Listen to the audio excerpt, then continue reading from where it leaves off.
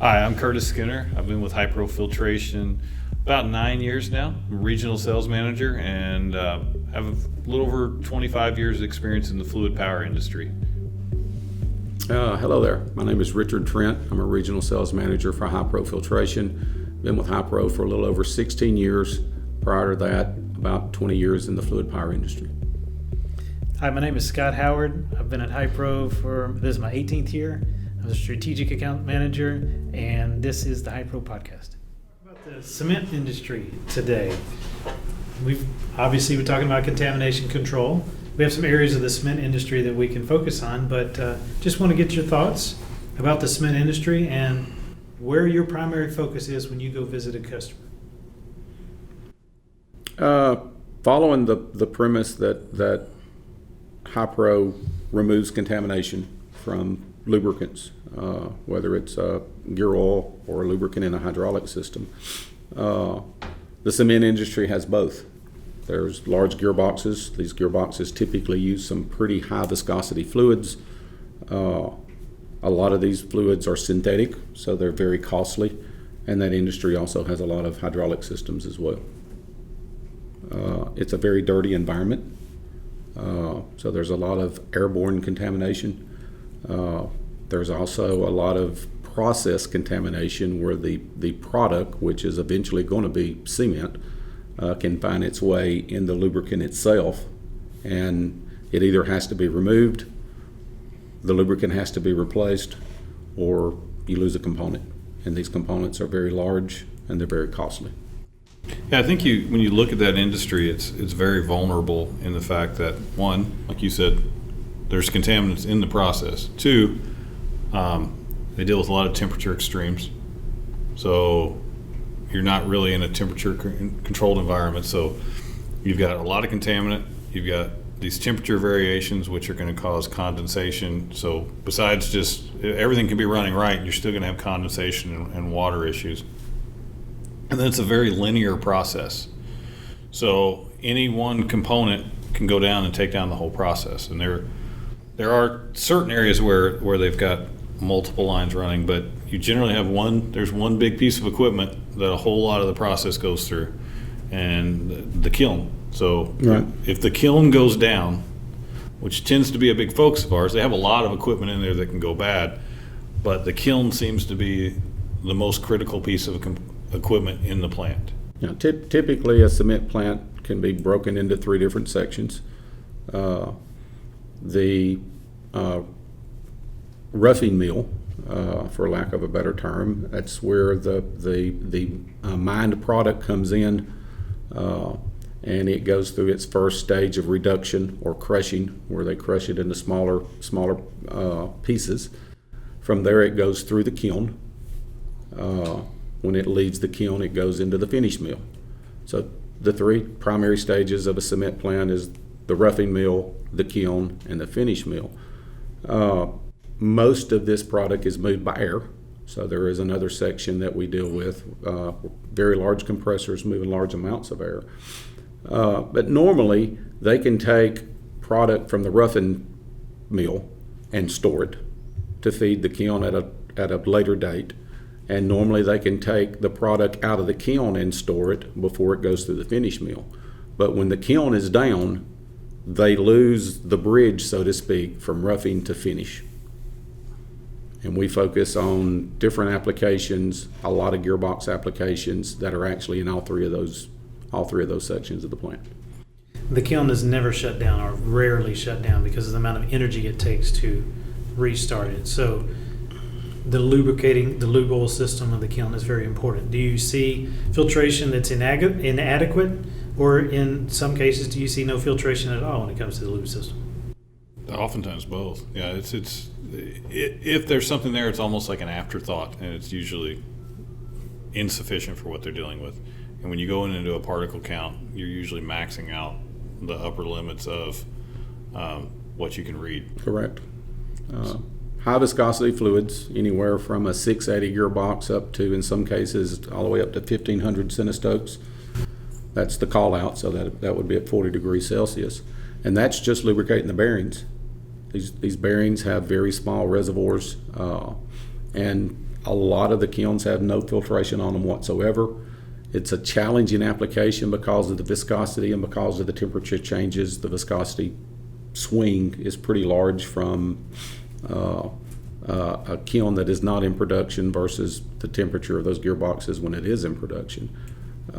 Pumping these fluids can be a challenge, just getting the fluid into a pump, and then actually filtering these high viscous fluids can be a challenge, one because of the viscosity, two because of the dirt load.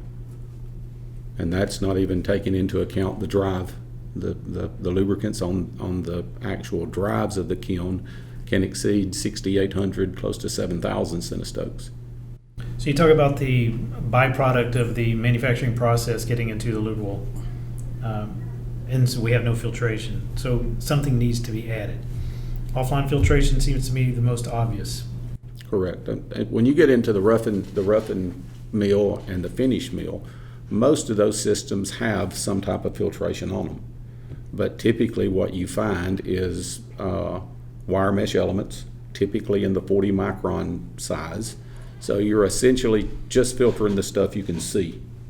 And that is not going to get the fluid clean enough to protect bearings, to protect rotating components. And that's where you see a lot of the actual product getting into the lubricant. On the finish mill especially, the inlet bearing is a sliding shoe bearing.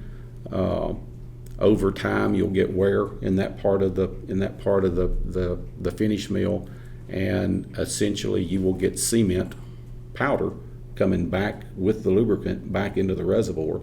And cement's a very abrasive particle, and it will cause a lot of wear. And when these bearings fail, it's a very costly repair. It sounds like air breathing, air filtration is fairly important as well.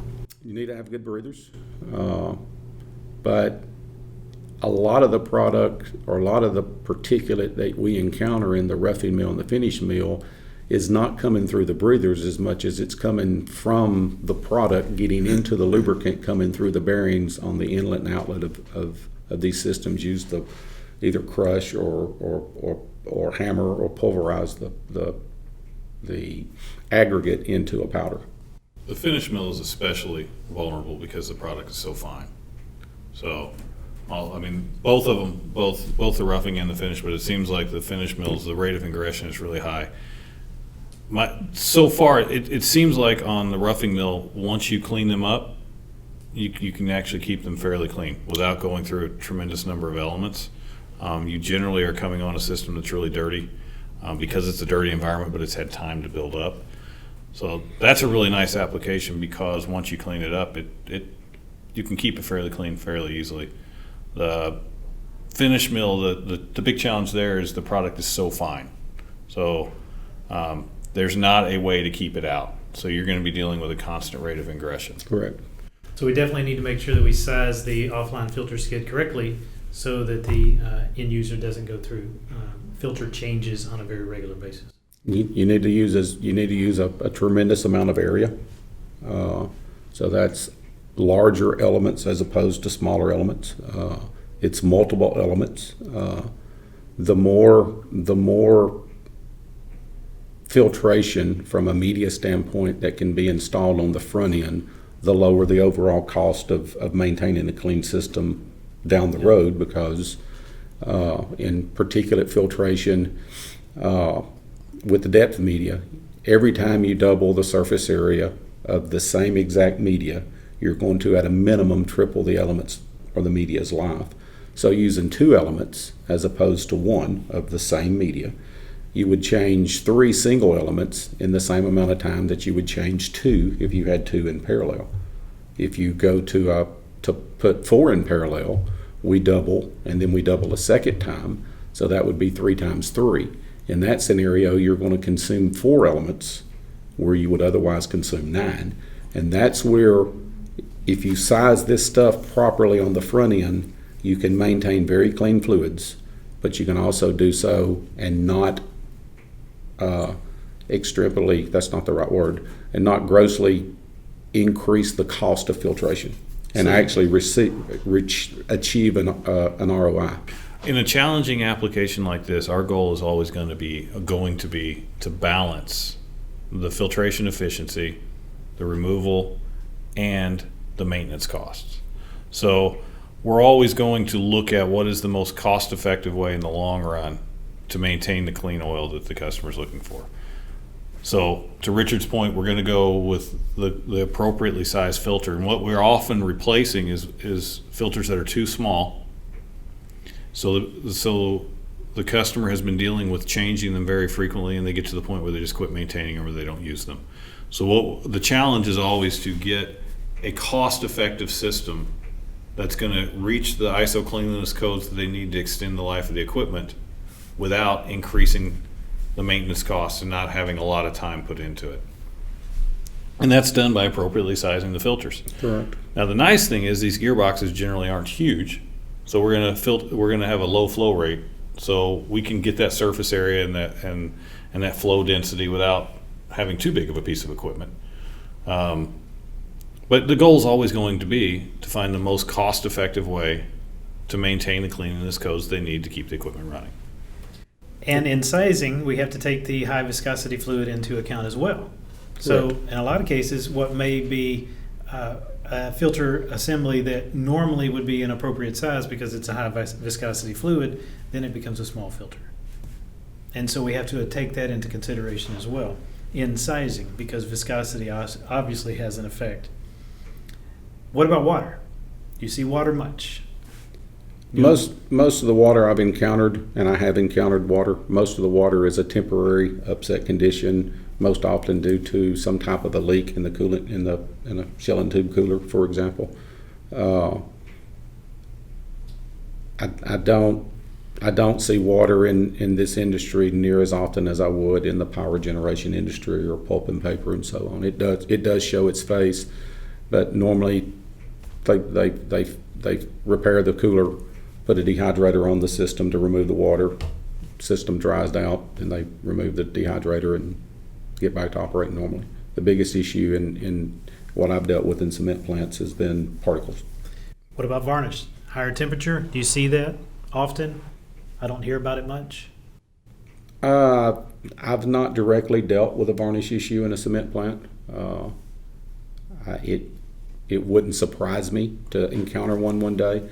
But one of the reasons that I suspect that varnish has not historically been a cement plant issue is that historically these plants change their lubricants on a very frequent basis.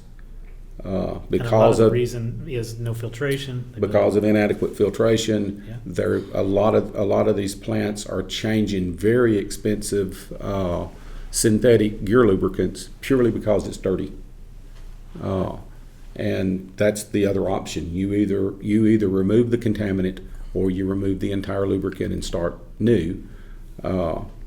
But if you're going to do that procedure correctly, you need to be doing flushes to remove the residual contaminant that's left behind from the lubricant. Otherwise, you just put brand new lubricant in a bad environment and its life is adversely affected as well. I want to throw you a curveball and ask you about sampling before we wrap up. Do you see adequate sampling areas? And it's kind of a lead-in question because it's something that we make sure is correct on an offline filter skid or filter cart. But do you see adequate sampling opportunities in an existing situation when you walk into a cement plant? My history, it varies. Most of the newer systems will have some sample location. A lot of the older equipment has none unless the operator has actually added a sample port somewhere within the system. Yep. If you put offline filtration on there, it's easy to put a sample port in a proper location on the offline system upstream of the filter so that you always know how clean the lubricant is in the system before it's pumped in to do its job, lubricating bearings or lubricating hydraulic components, as well as being a transfer of force fluid. So one of the things that we have centered on here is very expensive oil is used and is typically replaced on a regular basis. And so we can reduce the total cost of ownership of a cement facility operating by adequately sizing and adding a filter skid that can then keep the system clean so they don't have to go through the synthetic oil as often as they do. Would you agree with that? Correct. That's the primary goal of offline filtration in these systems. I'd add to that, these are very, very expensive components where downtime is extremely expensive. So we absolutely want to maximize the life of the lubricants, but we also want to maximize the efficiency of the lubricant in protecting the components that they're lubricating. So we should never lose sight of the costs associated with, for example, replacing a kiln bearing. Most of these are big enough you have to bring 2 cranes in. You're not going to be down for an hour or two. You're going to be down for days and days. And you're talking about hundreds of thousands of dollars just in downtime, not the crane rental and not the bearing cost. So it's twofold. I mean, we want to protect those expensive lubricants. We want to maximize the life. We want to make sure that those lubricants are able to do their job for as long as possible. But we can't lose sight of the tremendous expenses that these plants incur when they do have a failure, and minimizing the risk of the failure. A very good point. Very good point. And by focusing on particulate, we're focusing on 75% of failures.